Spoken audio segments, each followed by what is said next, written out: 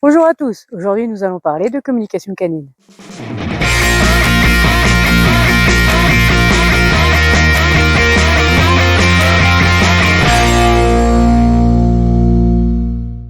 Ce qu'on retient généralement de la communication canine, ça va être la communication verbale, grogner, aboyer, hurler à la mort, parfois même jusqu'à la morsure.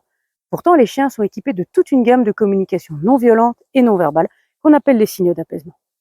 Ces signaux d'apaisement sont émis par un individu soit pour s'apaiser lui-même, soit pour apaiser son interlocuteur si le chien perçoit un stress chez l'interlocuteur, ou alors dans le but simplement de faire cesser une interaction pour manifester à l'autre individu qu'on est actuellement dans une situation d'inconfort.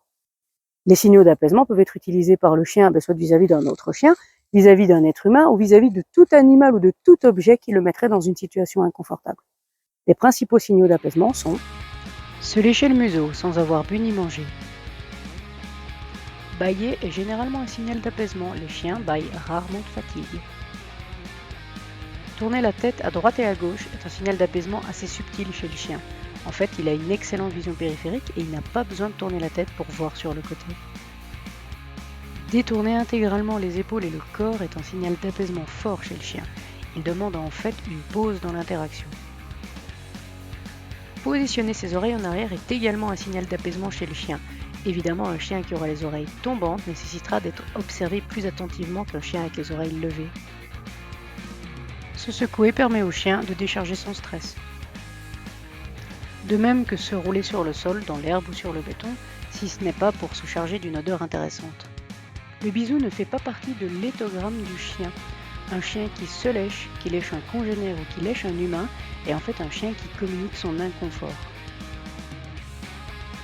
Adopter la position assise ou couchée est un signal d'apaisement assez fort chez le chien. C'est pourquoi ce n'est pas toujours une bonne idée de leur imposer ces positions. Ça peut perturber notre chien ou brouiller sa communication. Une approche lente et en courbe est un moyen d'apaiser une situation, à l'inverse d'une approche directe ou trop rapide.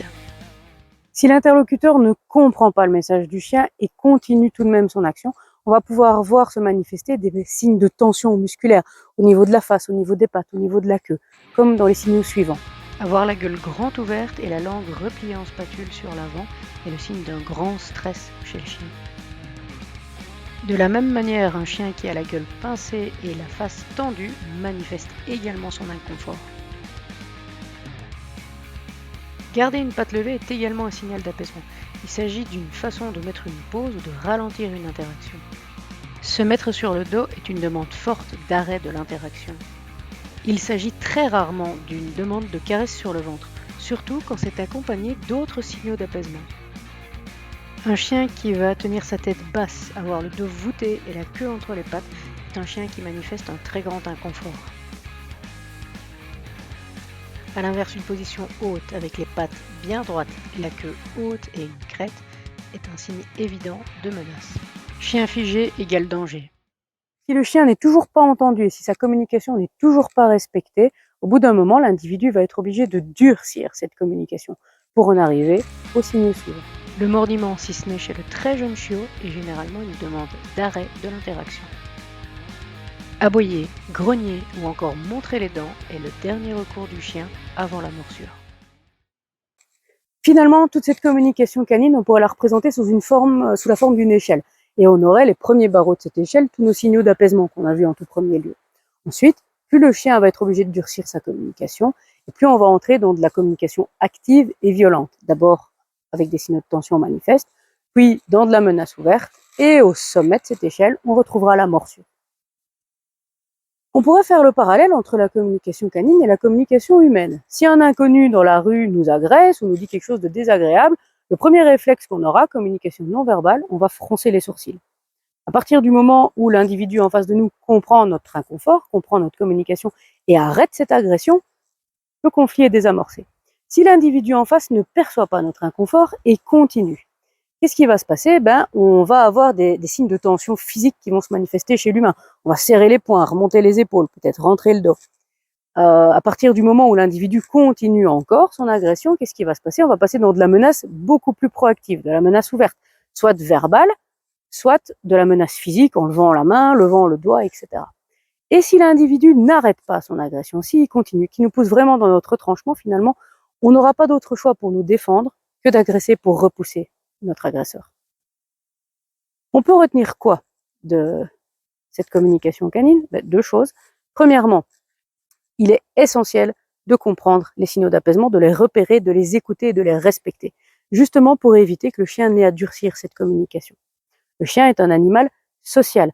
Son but est de vivre dans un groupe en sécurité et dans un groupe sans conflit. C'est pour ça qu'il nous envoie tout plein de signaux de communication avant d'arriver à son ultime recours, c'est-à-dire la morsure. Deuxième chose qu'on doit retenir, c'est que si un chien communique avec nous, même si c'est d'une façon qui nous est désagréable parce qu'il grogne, il ne faut surtout jamais le réprimander, jamais le gronder, jamais l'en empêcher. Il faut au contraire respecter ce signal. Pourquoi? À partir du moment où on empêche un chien de grogner ou on l'agresse en lui disant non, arrête, on le repousse ou n'importe quoi, qu'est-ce qu'on fait finalement? On ne laisse pas d'autre choix au chien que de sauter un échelon, de durcir sa communication et donc de mordre.